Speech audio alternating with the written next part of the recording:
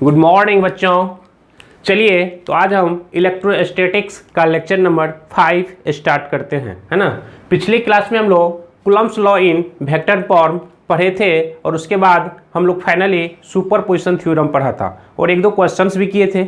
आज उस पर और भी क्वेश्चंस करेंगे और उसके बाद हम लोग कंटिन्यूअस डिस्ट्रीब्यूशन ऑफ चार्जेस पढ़ेंगे, है ना। यानी डिस्ट्रीब्यूशन ऑफ चार्ज, उसमें डिस्क्रीट भी होता है और कंटिन्यूअस। तो हम लोग को पढ़ना है कंटिन्यूअस डिस्ट्रीब्यूशन ऑफ चार्ज, है ना। चलिए तो आज जो हम लोग पढ़ने जा रहे हैं वो सुपरपोजिशन थ्योरम से रिलेटेड कुछ क्वेश्चंस करेंगे। उस पर फोर्स कैसे निकालेंगे यानी वेक्टर सम कैसे करेंगे ये हम लोग आज से स्टडी करेंगे, है ना। तो मैं हूँ इंजीनियर अजीत अमर और ये है आपका प्यारा सा चैनल एडुकॉन जी, है ना। चलिए तो सुपरपोजिशन थ्योरम पे ही बेस्ड है ये, है ना। सुपरपोजिशन थ्योरम पर ही बेस्ड है, जिसमें हमने बताया था कि नेट फोर्स जो होगा वो होगा आपको F1 plus F2 plus F3 plus dot dot dot इस तरह से, है ना। तो चलिए देखते हैं, इसी पे कुछ बात हम लोग कर लेते हैं, फिर क्वेश्चंस करना थोड़ा आसान हो जाएगा, ठीक है। तो चलिए, तो if two forces F1 and F2 are acts at an angle theta, then resultant force is given by। देखो बाबू, दो फोर्स है वो थीटा एंगल पे लग रहा है। तो ये आप लोग 11th में वेक्टर में पढ़ा होगा। मान लो ये F1 फोर्स है और ये है F2 फोर्स, ठीक है। तो ये दोनों फोर्स है जो कि थीटा एंगल पे लग रहा है। तो इसका जो भी रिजल्टेंट आएगा बाबू, है ना, इसका जो रिजल्टेंट आएगा इस तरह से, ये आपको F R या फिर सिंपली इसको हम लोग R भी ले सकते हैं।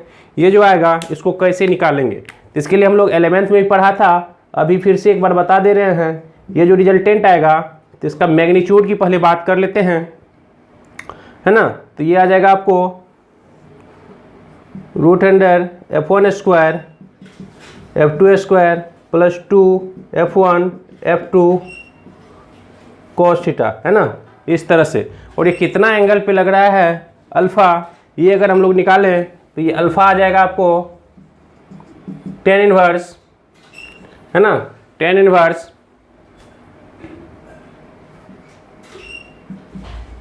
F1 sine theta divided by F1 plus F2 cos theta, है ना। तो इस तरह से तो ये आप निकाल सकते हो, कोई दिक्कत नहीं है ना।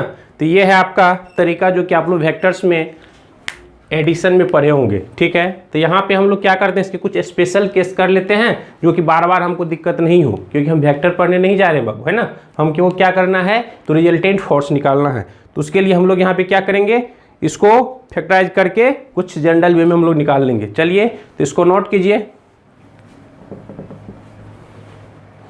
तो इसके बाद हम ऊपर देखते हैं आगे।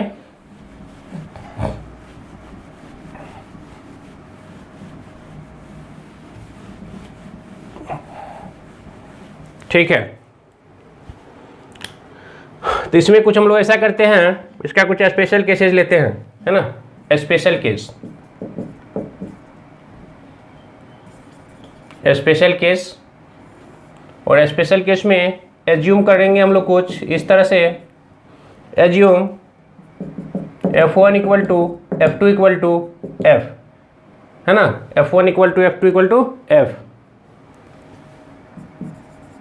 देन जो रिजल्टेंट होगा वो हो जाएगा आपको बाबू F स्क्वायर, चलो यहाँ पे वही लिख ले,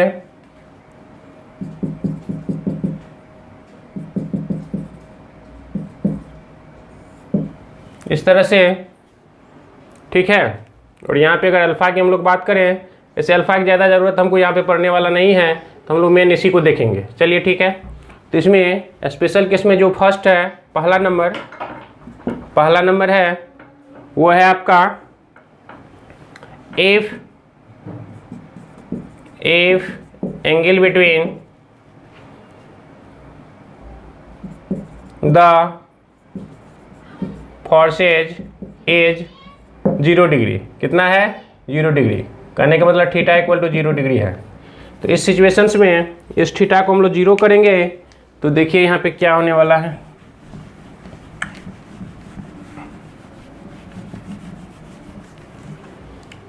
थीटा को हम लोग 0 करेंगे तो r इक्वल टू आपका आ जाएगा एफ स्क्वायर 2f² और ये cos 0 डिग्री है ना, ये आ जाएगा आपको √100। इसको जब सॉल्व करोगे तो ये आपको आने वाला है 2f² प्लस 2f² इंटू 1। तो ये आपको r equal to √4f² equal to 2f। तो फाइनली जो आपको रिजल्टेंट आएगा वो आ जाएगा 2f।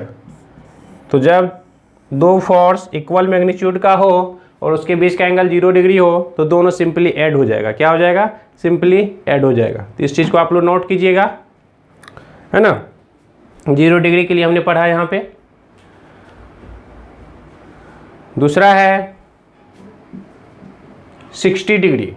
0 के बाद हम लोग डायरेक्ट 60 पे पहुँचते हैं, फिर 90 ले लेंगे, फिर 180 ले लेंगे। 4 केस हम लोग पढ़ लेते हैं, बाद बाकी आप लोग निकाल सकते हैं। यहाँ पे वैल्यू रखना है F1 का, F2 का और थीटा का, आपको अपने आप आ जाएगा। एंगल निकालना चाहेंगे तो alpha equal to cos inverse, है ना, F1 sine theta by F1 plus F2 cos theta करके निकाल सकते हैं, कोई दिक्कत नहीं है। If angle theta equal to 60 degree, है ना, 60 डिग्री, देन क्या हो जाएगा? तो देखिए r इक्वल टू √100, है ना, √100 f² 2f² cos 60। इसको सॉल्व कीजिएगा, ये जाएगा आपको 2f² प्लस 2f² और cos 60 का वैल्यू होता है 1/2, तो 2 से 2 कट जाएगा। तो इस तरह से r इक्वल टू 3f² अंदर में होगा तो √3f आ जाएगा, है ना।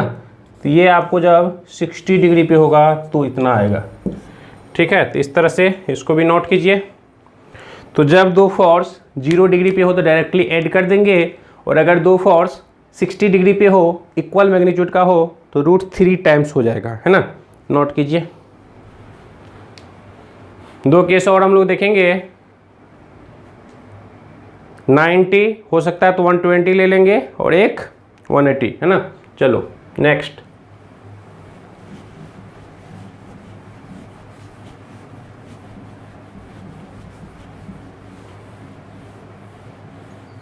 तो इस तरह से आप वैल्यू पुट करके कर सकते हो, कोई दिक्कत नहीं है ना। चलिए आप लोग अपने से चेक कर लेना, हम डायरेक्ट रिजल्ट लिख देंगे इसका आगे, है ना। If angle theta equal to 90 degree, then इस कंडीशन में क्या होगा? तो इस कंडीशन में जो रिजल्टेंट आएगा वो हो जाएगा आपको F1² F2² 2f cos 90, है ना। तो cos 90 खत्म हो जाएगा, तो यहाँ पे f² और f²। तो इस केस में आपको √2f आ जाएगा। क्या आ जाएगा? √2f। तो इसको आप लोग नोट कीजिए। फिर next, if angle theta equal to 120 degree, इस कंडीशन में क्या हो जाएगा?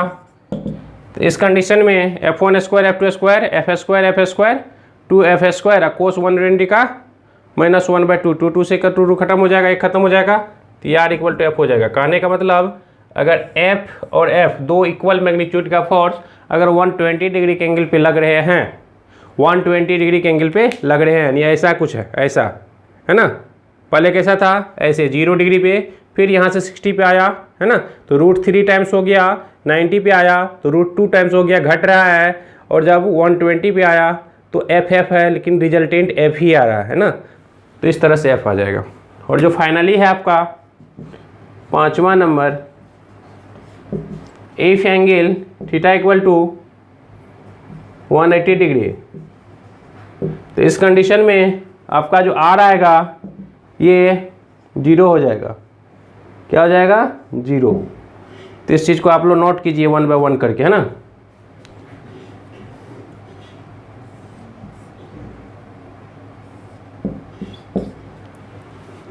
ठीक है, नोट कीजिए।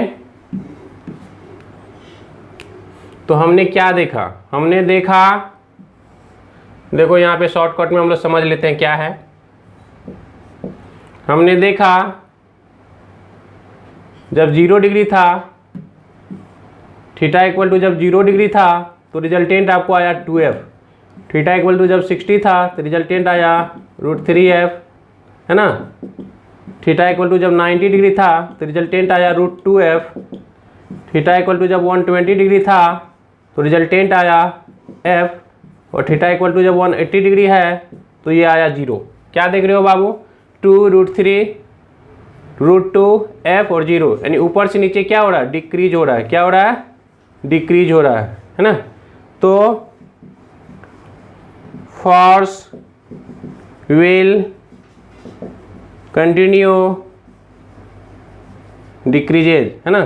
फोर्स जो है कंटिन्यू डिक्रीज कर गया। क्लियर है? इस तरह से।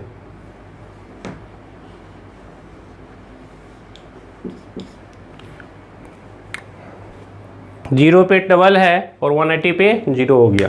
इस तरह से जहाँ पर भी बाबू आपको इस तरह का कंडीशन नज़र आएगा, इक्वल फोर्सेज होंगे तो डायरेक्ट कर देंगे। 0 पे 2 टाइम्स, 60 पे √3 टाइम्स, 90 पे √2 टाइम्स, 120 पे 1 टाइम्स और 180 पे 0, है ना। तो इसको नोट कीजिए आप लोग।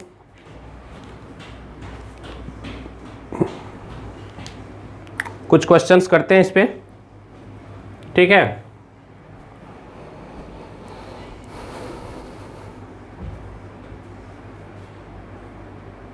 मिटा दो, चलिए।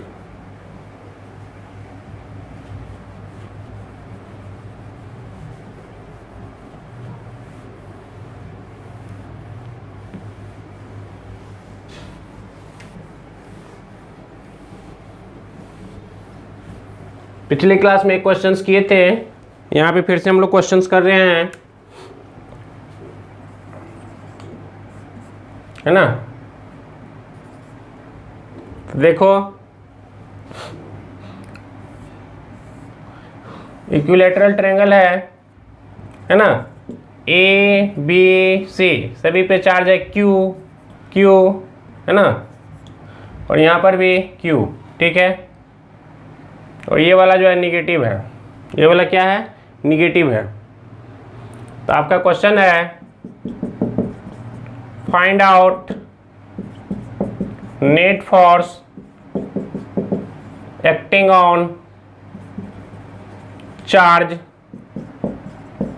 प्लेस्ड एट बी,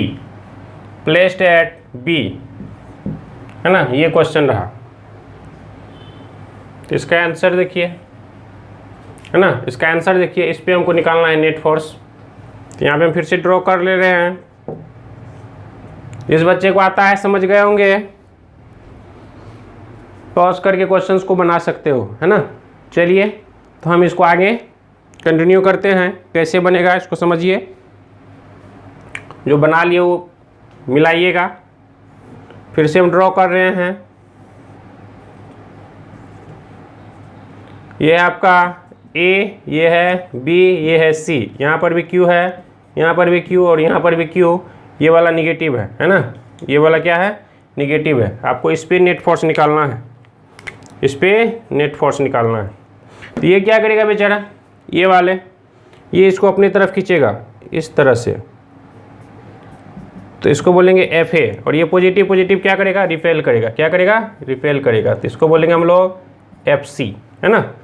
चूँकि ये वाला एंगल है 60 डिग्री, इसीलिए ये वाला एंगल हो जाएगा 120 डिग्री। कितना हो जाएगा? 120 डिग्री। इतना तो क्लियर हो गया होगा बाबू। ये पॉजिटिव रिपेल करेगा, पॉजिटिव निगेटिव अट्रैक्ट करेगा तो इधर। तो इन दोनों के बीच का एंगल 120 डिग्री, है ना। अब देखिए, as F A equal to F C equal to, यहाँ भी क्यू, यहाँ भी क्यू है, सबका साइड्स एल है। क्या है? एल है, चूँकि इक्विलैटरल पहले ही हमने बोल दिया था। तो इसका जो फोर्स लगेगा, दोनों का फोर्स सेम हो जाएगा।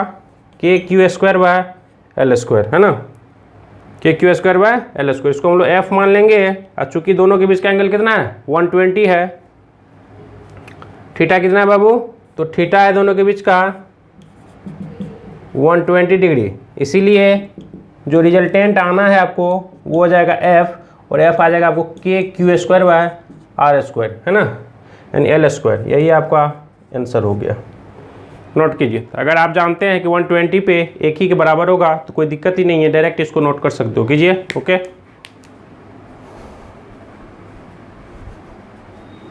क्वेश्चन नंबर 2, है ना, हम लोग नेक्स्ट क्वेश्चन देखते हैं। इसमें क्या है कि हम एक स्क्वायर ले लेते हैं, ठीक है, एक स्क्वायर ले लेते हैं, ठीक है, जिसका साइड्स एल है और हर एक वर्टिसेस कॉर्नर पे चार्ज क्यू रख देते हैं, है ना। इसका ए, ये बी, ये सी और ये डी है। आपका क्वेश्चन है find out net force acting on charge Q placed at A। कहाँ पे प्लेस्ड है, ए पे। इस पे नेट फोर्स निकालना है ना। तो आप थोड़ा सा देख लीजिए, पॉजिटिव पॉजिटिव सारे चार्जेज है एक ही नेचर के, तो यहाँ पे रिपल्सन ही होंगे। हमको निकालना है इस पे नेट, है ना, ए पे नेट फोर्स निकालना है। चलिए ठीक है, तो हम लोग इसका सॉल्यूशन देखते हैं, ठीक है, इसका सॉल्यूशन देखते हैं। आप लोग पॉज करके बनाइएगा, फिर इसको बाद में ये कीजिएगा ना। चलो देखो बाबू, तो यहाँ पर Q Q Q और यहाँ पे Q है, यहीं पे आपको नेट फोर्स निकालना है ना। इसका L L L L है, ठीक है। तो इसके द्वारा जो इस पे फोर्स लगेगा, चूँकि ये D था, ये C था, ये B था और ये खुद A है, इसके द्वारा जो लगेगा वो फोर्स इस डायरेक्शन में होगा और उसका हम लोग नाम देंगे FD। ये जो है B पे है, इस डायरेक्शन में फोर्स लगेगा और इसका नाम देंगे हम लोग FB, है ना, कोई दिक्कत। तो इसके द्वारा लगने वाले फोर्स FB, इसके द्वारा लगने वाले फोर्स FD, ओके। ये है 90 डिग्री, तो ये भी आपस में 90 डिग्री ही होगा, ये भी 90 डिग्री ही है, कोई दिक्कत। लेकिन ये नेट फोर्स नहीं है, नेट फोर्स नहीं है। ये जो एक यहाँ पे है, इसके द्वारा अब इस पे फोर्स लगेगा और ये लगेगा इस डायरेक्शन में फोर्स, और ये फोर्स हो जाएगा आपका FC। क्या हो जाएगा, FC। तो देखो बाबू, यहाँ पे जो आपका बना, एक फोर्स ये है ना, एक फोर्स ये है ना, और एक फोर्स ये है। तो ये जो दोनों है FB और FD, इसका रिजल्टेंट निकालेंगे और रिजल्टेंट भी इसी डायरेक्शन में जाएगा, क्योंकि दोनों का मैग्नीट्यूड अगर बराबर हो जाए तो उसी डायरेक्शन में जाएगा। तो देख लेते हैं, as FB equal to, FB क्या है बोलो, Q बीच का L, तो ये हो जाएगा के Q square by L square. FD बोलो, तो FD क्या है, Q है ना, Q L, तो K Q square by L square. तो यहाँ से देख रहे हैं FB equal to FD equal to K Q square by L square है। आल्सो इसको भी हम लोग चेक कर लेते हैं, FC इक्वल टू क्या होगा बाबू, LL है, तो ये डिस्टेंस हो जाएगा √2L। कितना हो जाएगा, √2L। ये आपको डायगोनल हो जाएगा। तो इस तरह से Q और बीच का डिस्टेंस √2L, तो के क्यू स्क्वायर और नीचे में हो जाएगा आपको √2L का होल स्क्वायर। इस तरह से हो जाएगा के Q square divided by 2L square, है ना, 2L स्क्वायर। कोई दिक्कत नहीं, है ना। अब हमारा जो फार्मूला है वो ये है कि इन दोनों का रिजल्टेंट निकालेंगे, रिजल्टेंट इस बीच में होगा, इन दोनों का जो रिजल्टेंट होगा उसको हम लोग R नाम दे दें। क्या नाम दे दें, R। तो R और FC एक ही डायरेक्शन में है, ठीक है। इस तरह से R is the resultant of, किसका रिजल्टेंट है, resultant of F B and F D. इस तरह से R इक्वल टू आपका हो जाएगा √2 टाइम्स ऑफ F करने का मतलब √2 टाइम्स KQ²/L²। ऐसा क्यों किए हैं तो हम पीछे बता चुके हैं कि 90 डिग्री पे, अभी मान लो ये नहीं है, 90 डिग्री पे अगर दो फोर्स को लग रहे हैं और दोनों का मैग्नीट्यूड अगर बराबर है तो √2 टाइम्स हम लोग लेंगे। ओके, तो ये R आपको निकल गया इस तरह से। अब ये R निकल गया और FC दोनों एक ही डायरेक्शन में, तो दोनों को फाइनली जोड़ सकते हैं। तो फाइनली जो होगा, फाइनली नेट फोर्स है ना, एज क्या हो जाएगा, इसको R डैश मान लेते हैं, ये हो जाएगा आपको R plus F C, R plus F C. इस तरह से R क्या है बाबू, ये है आपको √2 KQ²/L² है ना, और एफ सी क्या है तो यहाँ से देख लो KQ²/2L²। इन दोनों को ऐड कर दीजिए, जो ऐड कीजिए जो आंसर आने का होगा वही होगा आंसर, है ना। इस तरह से आप आसानी से निकाल सकते हो। वो एंगल वाली बात बताए थे तो उससे थोड़ा आसान हो गया है ना। तो चलो देख लेते हैं इससे क्या सब कॉमन आने वाला है। तो इसमें जो है आपका KQ²/L² को कॉमन ले लो, अंदर में बच जाएगा √2 + 1/2 है ना। तो यही आपका फाइनल आंसर हो जाएगा। नोट कीजिए।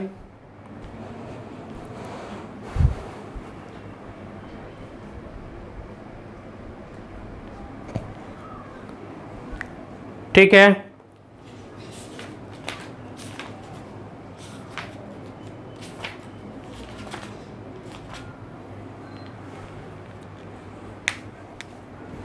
Next questions.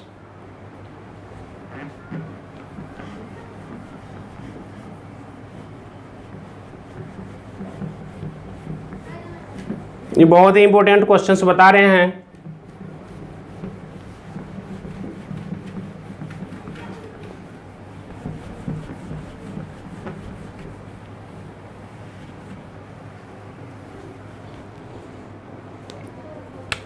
देखो बाबू, ये जो नेक्स्ट क्वेश्चन है इसमें एक चार्ज यहाँ पे Q है और ये दूसरा चार्ज यहाँ पे Q है, और इसके बीच का डिस्टेंस जो है ये R है।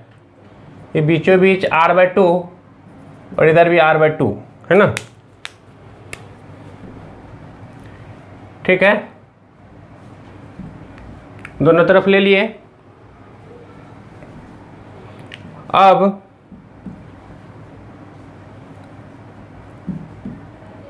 क्वेश्चन है, what is the net force acting on a charge Q, charge Q placed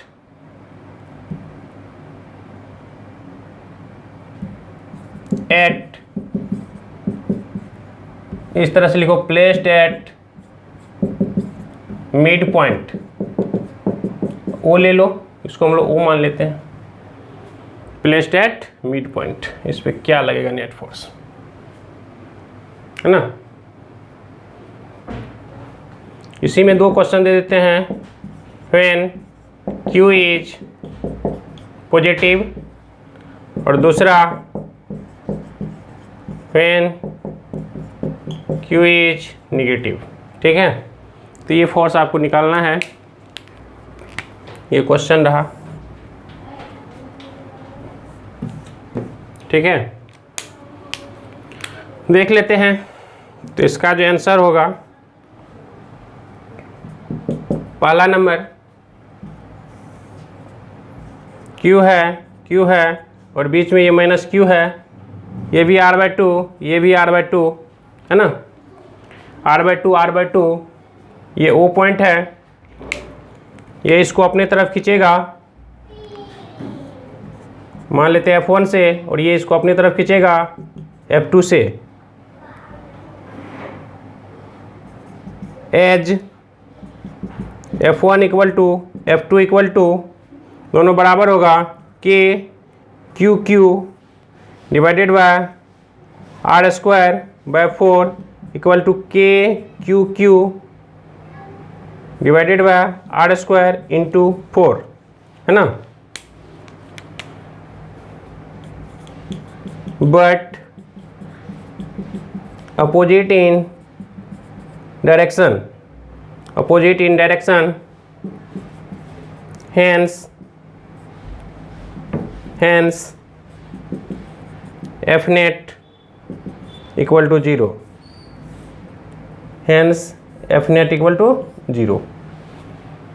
ठीक है। इस तरह से 0 होगा। कोई दिक्कत है तो बताइए।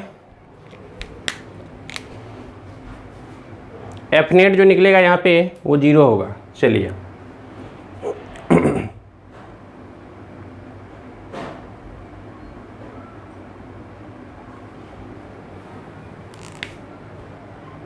ये एक्चुअली 2 नंबर हो गया आपका, है ना। यहाँ पे निगेटिव लिया है हमने, तो निगेटिव दूसरा नंबर में लिए हैं, है ना। अब पहला नंबर, चलिए पहला नंबर, अब इसको नोट कर लीजिए। पहला नंबर में क्या है, पॉजिटिव लिया गया है, तो यहीं पे हम कर लेते हैं। ये पहला नंबर कर लेते हैं, ये आपका दूसरा नंबर हो गया, और ये आपका आंसर का पहला नंबर। इसमें जो यहाँ पे क्यू लिया गया है ये पॉजिटिव है। क्या है, पॉजिटिव है। तो जब पॉजिटिव है, जब ये पॉजिटिव है तो ये इसको रिपेल करेगा इधर F1 से, और ये भी इसको रिपेल करेगा इधर F2 से।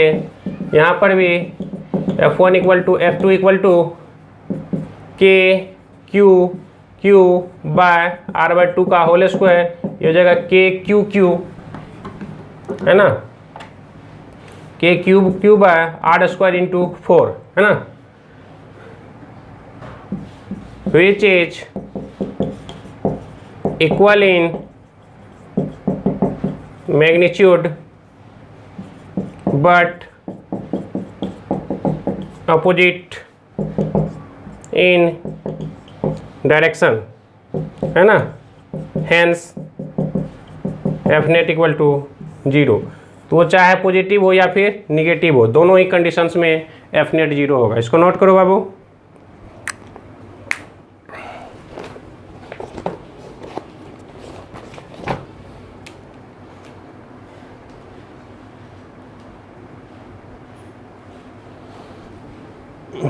ठीक है,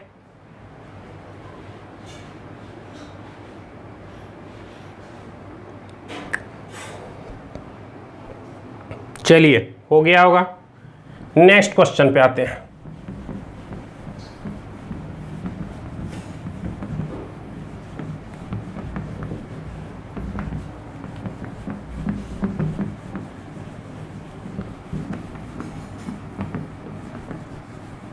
नेक्स्ट क्वेश्चन,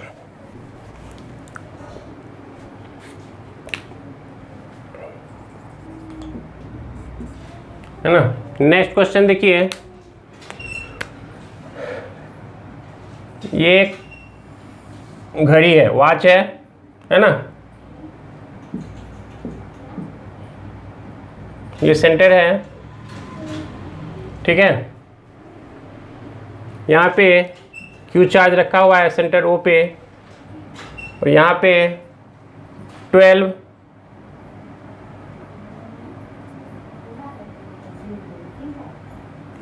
क्यू, यहाँ पे 1 Q, 2 Q, 3 Q, 4 Q, 5 Q, 6 Q, 7 Q, 8 Q, 9 Q, 10 Q और ये 11 क्यू, ये रखा हुआ है।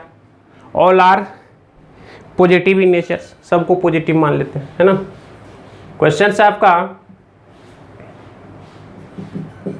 Find out net force acting on charge Q placed at centre O। ये आपका क्वेश्चन रहा, बहुत ही इंपॉर्टेंट क्वेश्चन है। VVI करके नोट कर सकते हैं, VVI कर लो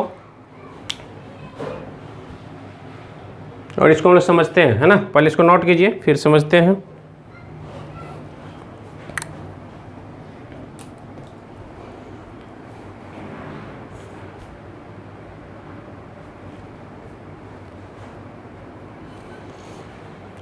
ठीक है, चलो तो इसको हम लोग बनाते हैं। चलिए इसका सॉल्यूशन देखो बाबू, थोड़े ध्यान देना अच्छा से, 2 लाइन में सॉल्व हो जाएगा, ज़्यादा कुछ है नहीं। देखिए इस जगह पे सेंटर पे यहाँ पे फोर्स लग रहा है 12Q के द्वारा भी और 6Q के द्वारा भी। तो यहाँ पे एक तो हम दिखा रहे हैं, यहाँ पे ये सब का जो रेडियस है ना ये सब सेम होगा और ये सब L के बराबर है। किसके बराबर? L के बराबर। सर्कल है तो बराबर ही होगा। तो यहाँ पे Q है, ऊपर में 12Q है और नीचे में 6Q है ना। तो ये क्या करेगा, इसको उधर धक्का देगा, इसको मान लेते हैं F1, और ये क्या करेगा, इसको नीचे की तरफ धक्का देगा, इसको मान लेते हैं F2, है ना। F1 इक्वल टू यहाँ पे क्या हो जाएगा बोलो, F1 है जो 6Q लगा रहा है ना, 6Q लगा रहा है Q पे, तो ये हो जाएगा K 6Q square by L square. और F2 क्या है, ये 12Q लगा रहा है Q पे, तो ये हो जाएगा K 12Q square by L square. चूँकि अपोजिट डायरेक्शन है इसीलिए इसका जो नेट हो जाएगा वो 12Q square by L square minus 6Q square by L square, यानी इसका F नेट हो जाएगा 6Q square by L square. किधर की तरफ होगा बाबू, नीचे या ऊपर होगा? तो ये नीचे की डायरेक्शन में हो जाएगा। किधर हो जाएगा? नीचे की डायरेक्शन में, ये नीचे की डायरेक्शन में हो जाएगा, ऐसे, है ना, नीचे की डायरेक्शन में। कोई दिक्कत इसमें नहीं। चलिए दूसरा चेक करते हैं, है ना। अब इसके 1Q और इधर 7Q के बारे में देख लेते हैं। तो फिर से देखो यहाँ पे ये आपका Q है, इस तरह से है,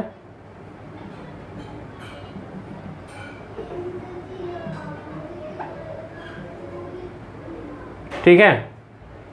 1Q, ये है 1Q और ये है आपका 7Q, है ना। अब मान लो कि ये और ये है, तो इन दोनों की वजह से क्या लग रहा है इसको देखते हैं। तो 1Q इस पे क्या लगाएगा, यानी ये भी Q ये भी Q, रिपल्सन, तो मान लेते हैं इस डायरेक्शन में F1, है ना, F1, F2 मान लो, और ये इस पे जो लगाएगा उसको मान लेते हैं F1। अब यहाँ पे F1 का वैल्यू क्या होगा, F1 का ये इस पे लगा रहा है तो ये हो जाएगा आपको K 7Q square by L square. और F2 क्या हो जाएगा, तो ये इस पे लगा रहा है तो ये KQ square by L square. इस तरह से जो यहाँ पे F नेट हो जाएगा वो हो जाएगा 7KQ square by L square minus KQ square by L square. चूँकि अपोजिट डायरेक्शन में है ना, तो इस तरह से ये F नेट निकल गया आपको 6KQ square by L square. और किधर लगा, डायरेक्शन इसका किधर है, तो ये इसको इधर ना, तो इसका डायरेक्शन कुछ ऐसा है, इसका डायरेक्शन नीचे की तरफ है ना। कुछ समझ में आ रहा है क्या? तो हमने देखा कि 12 6, यहाँ भी 6 किधर, नीचे की तरफ, यहाँ पे 7 1, यहाँ भी 6 किधर, ऊपर की तरफ। तो जो बड़े वाले हैं उसके अपोजिट में ऊपर की तरफ 6F लग रहा है ना। यहाँ पे 3 होगा, सॉरी यहाँ पे 2, यहाँ पे 8, यहाँ पे 6 होगा, किधर, इस डायरेक्शन में। यहाँ पे 3, यहाँ पे 9, यहाँ पर भी निकालिएगा तो अपोजिट डायरेक्शन में 6 होगा। यहाँ पे 4, यहाँ पे 10, यहाँ पर भी अपोजिट डायरेक्शन में 6 होगा। और यहाँ पर भी 5 और 11 है तो यहाँ पर भी 6 होगा। तो इस तरह से सारे में 6 6 होगा। तो हम सबको नहीं दिखा रहे हैं, यहाँ पे सिमिलरली करके हम बता दे रहे हैं, है ना। चलो देखो यहाँ पे हम लोग मान लेते हैं, यहाँ पे K छूट गया है शायद, है ना, यहाँ पे K छूट गया है दोनों ही कंडीशन में, K 6Q स्क्वायर, है ना।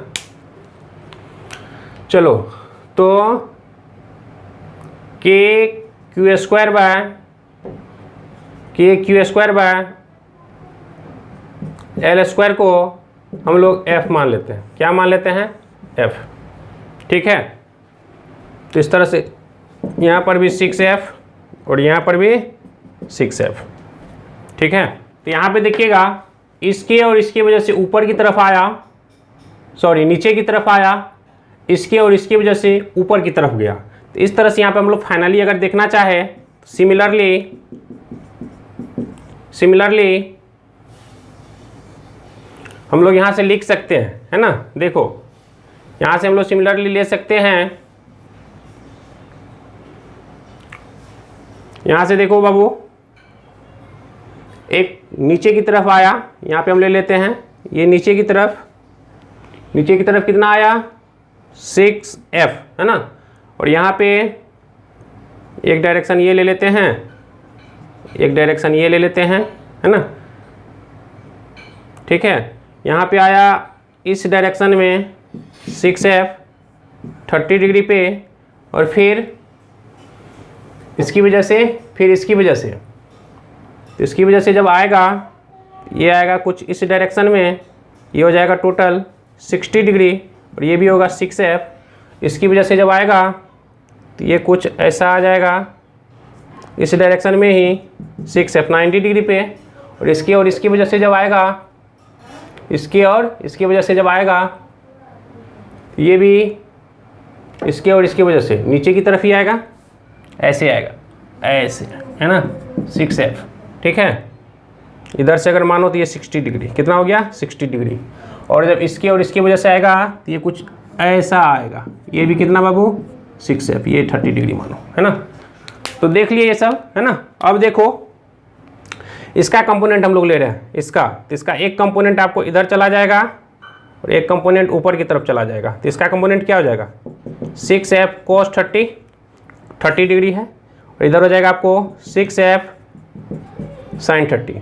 ठीक है, तो इसका कहानी ख़त्म हो गया। अब इसका लेते हैं, चलो नीचे वाले का पहले कर लेते हैं इधर से भी। तो इधर का नीचे की तरफ अगर हम लोग चलेंगे तो ये हो जाएगा आपको 6F cos 30 डिग्री, और जब इधर चलेंगे तो ये हो जाएगा प्लस 6F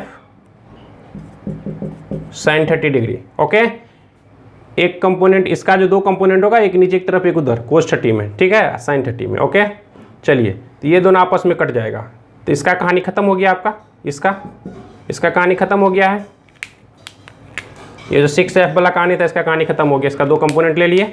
अब इसकी बात हम लोग करते हैं। तो ये देखो 60 डिग्री पे है, तो ऊपर की तरफ इसका जो हो जाएगा वो हो जाएगा 6F cos 60 डिग्री, है ना। और इधर जो हो जाएगा ये हो जाएगा 6F sin 60 डिग्री, है ना, sin 60 डिग्री हो गया। अब फिर इसका नीचे की तरफ जो हो जाएगा वो हो जाएगा 6F, इसका भी कहानी ख़त्म, 6F इस डायरेक्शन में cos 60 डिग्री, और इस डायरेक्शन में 6F sin 60 डिग्री, इसका भी कहानी ख़त्म, है ना। और एक ये अपने बच गया। तो इस तरह से जो F नेट आपका बचा, देखो बाबू इधर ऊपर नीचे वाले कट गया, सिर्फ इस डायरेक्शन में ही बचा है। तो F नेट जो बचा है सिर्फ और सिर्फ इस डायरेक्शन में बचा है, और ये क्या है तो इसमें हम जोड़ लेते हैं। सबसे पहले तो 6F लेना पड़ेगा, ये खुद है। उसके बाद 6F sin 30, 6F sin 30 कितना हो जाएगा 2 6F sin 30 हो जाएगा ना। तो 2 × 6 कितना हो जाएगा 12 F sin 30, और फिर यहाँ पे 6F sin 60, तो ये हो जाएगा 12 F sin 60, है ना। इस तरह से जब इसको सॉल्व कीजिएगा तो ये हो जाएगा आपको 6F, है ना, प्लस 12F × 1/2 प्लस 12F × √3/2। तो 2 से ये कटेगा 6 बचेगा, 2 से ये कटेगा 6 बचेगा। तो इस तरह से ये 6F प्लस 6√3F सबको जब जोड़िएगा तो हो जाएगा 6×6 = 12, है ना। यानी तो 6F कॉमन ले लो, है ना, 6√3 है ना जी, हाँ 6√3F, तो 6 कॉमन ले लेंगे 6F, तो अंदर में बच जाएगा आपको 1 + 1 2 प्लस यहाँ पे 6F कॉमन ले लिए तो 2 + √3, तो इतना न्यूटन। ये फाइनल आंसर हुआ। बहुत इंपॉर्टेंट क्वेश्चन है, नोट कीजिए, थोड़ा सा दिमाग लगाना है बाबू आपको, है ना। चलिए, अच्छा क्वेश्चन, बहुत इंपॉर्टेंट, 2 बार 3 बार आप बना लेना।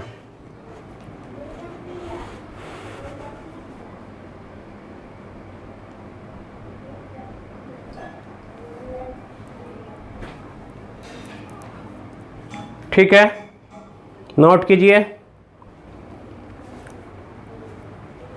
तो इस तरह से सुपरपोजिशन थ्योरम से रिलेटेड हम लोग नेट फोर्स निकालने के लिए सीखे, और ये बहुत ही अच्छा क्वेश्चन है, भी कर लीजिए। नीट में इससे रिलेटेड क्वेश्चन पूछा जा चुका है ना। इस पे बेस्ट क्वेश्चन हमारे साथ आते रहता है, अच्छा से आप लोग कर लीजिएगा।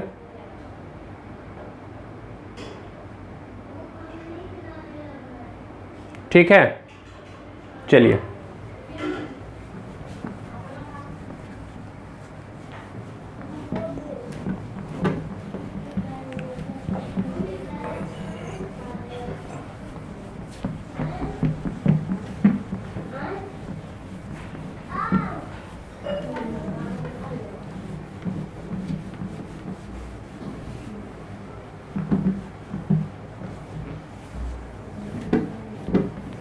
चलिए नेक्स्ट आगे देखते हैं। अब हम लोग थोड़ा थ्योरी पढ़ लेते हैं। इसमें जो नेक्स्ट है हम लोग को, वो है कंटिन्यूअस डिस्ट्रीब्यूशन ऑफ चार्जेज, है ना। क्या है? Continuous distribution of charges. देखो बाबू, डिस्ट्रीब्यूशन ऑफ चार्जेज में हम लोग डिस्क्रीट नहीं पढ़ सकते हैं, क्योंकि हम लोग कंडक्टिंग मटेरियल के लिए बात करते हैं। देखो, अगर इंसुलेटर होगा ना तो एक चार्ज को यहाँ रख देगा तो यहीं पे रहेगा, लेकिन अगर कंडक्टिंग मटेरियल होगा ना तो पूरा फैल जाएगा इसके सरफेस पे। क्या हो जाएगा? पूरा डिस्ट्रीब्यूट हो जाएगा। क्यू चार्ज देंगे, एल लेंथ होगा, तो पर यूनिट लेंथ में इक्वली डिस्ट्रीब्यूट हो जाएगा। तो हम लोग कंडक्टिंग मटेरियल के लिए ही बात कर रहे हैं, इसलिए क्या पढ़ेंगे? Continuous distribution of charges. तो अगर लेंथ के अलोंग हम लोग डिस्ट्रीब्यूट करते हैं तो उसको बोलेंगे लीनियर चार्ज डेंसिटी, और अगर सरफेस के अलोंग यानी एरिया वाइज हम लोग डिस्ट्रीब्यूट करते हैं तो उसको बोलेंगे हम लोग सरफेस चार्ज डेंसिटी, और अगर हम लोग वॉल्यूम के अलोंग करेंगे तो उसको बोलेंगे वॉल्यूम चार्ज डेंसिटी। तो ये 3 तरह का डिस्ट्रीब्यूशन हम लोग पढ़ते हैं। तो कंटिन्यूअस डिस्ट्रीब्यूशन ऑफ चार्जेज, इसमें हम लोग कितना पढ़ना है? सबसे पढ़ना है वो है आपका लीनियर चार्ज डेंसिटी। क्या पढ़ना है? Linear charge density. तो लिखिएगा, if charge is distributed uniformly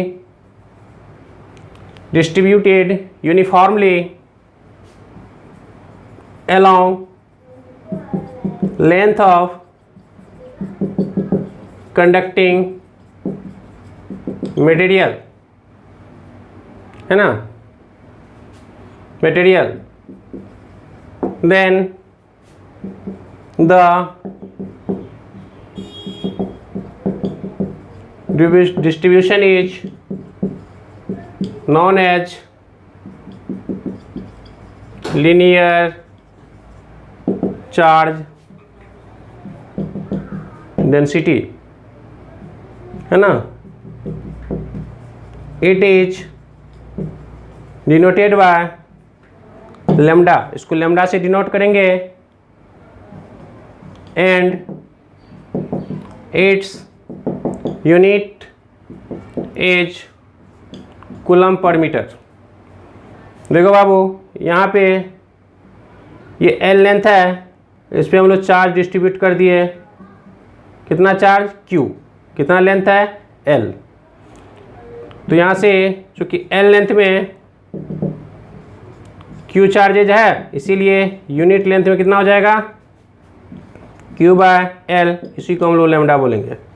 तो लैम्डा इक्वल टू क्या हो जाएगा बाबू? Q by L. नोट कीजिए।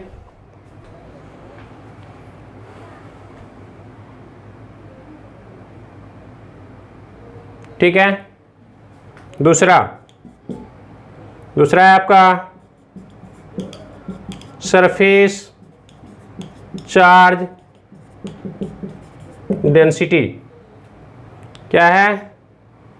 सरफेस चार्ज डेंसिटी, है ना। Surface charge density. ठीक है, तो if charge is uniformly distributed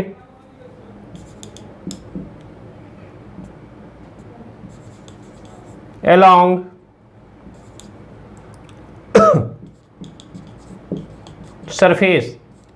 surface को आप बगल में एरिया ले सकते हो of conducting material, then distribution is surface charge density, है ना। उस डिस्ट्रीब्यूशन को क्या बोलेंगे हम लोग? Surface charge density. नोट कीजिए इतना, फिर आगे बढ़ते हैं।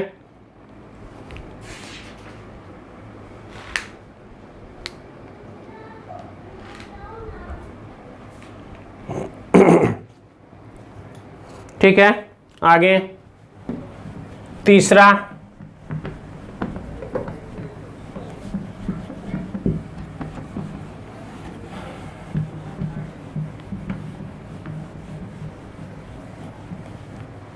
जो है ये है आपका,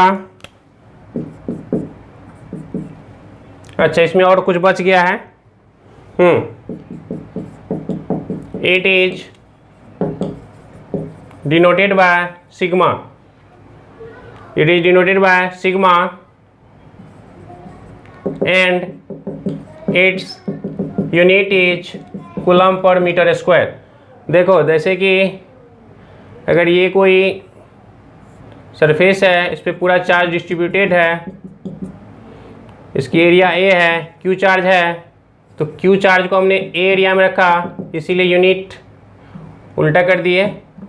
ए एरिया में क्यू चार्ज, तो यूनिट एरिया में हो जाएगा क्यू बाय ए, इसी को सिग्मा बोलेंगे।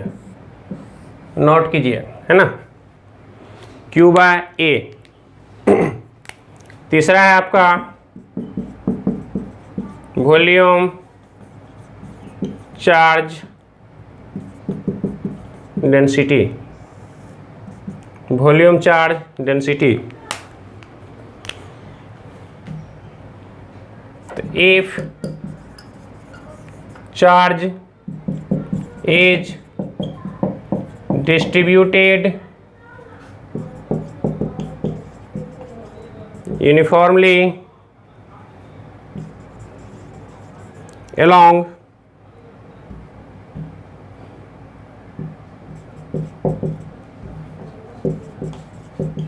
whole volume of conducting material, then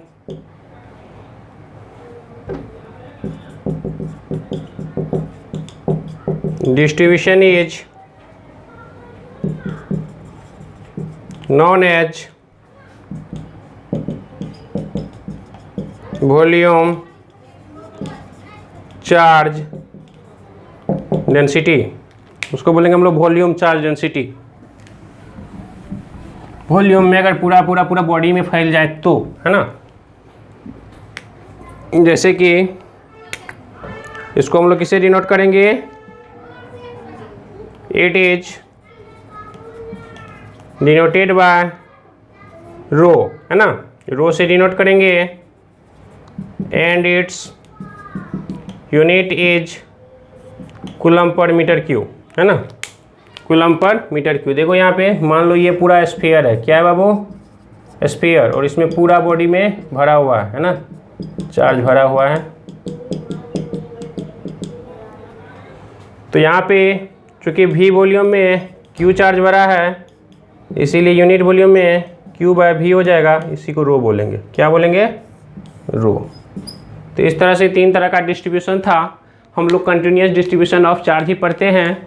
आपको कभी कभी लेमडा का वैल्यू दे देगा तो एल से मल्टीप्लाई करके क्यू निकाल लेंगे।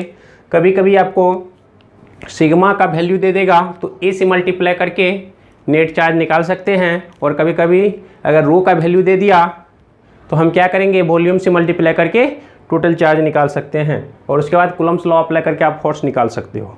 तो कूलम्ब्स लॉ का एक लेक्चर और बनता है जिसमें बहुत सारे न्यूमेरिकल्स हैं, वो सब हम लोग करेंगे, है ना। चलिए, तो एक लेक्चर्स और इसको हम लोग पढ़ेंगे और उसके बाद हम लोग फील्ड स्टार्ट करेंगे, है ना। चलिए ठीक है, थैंक यू।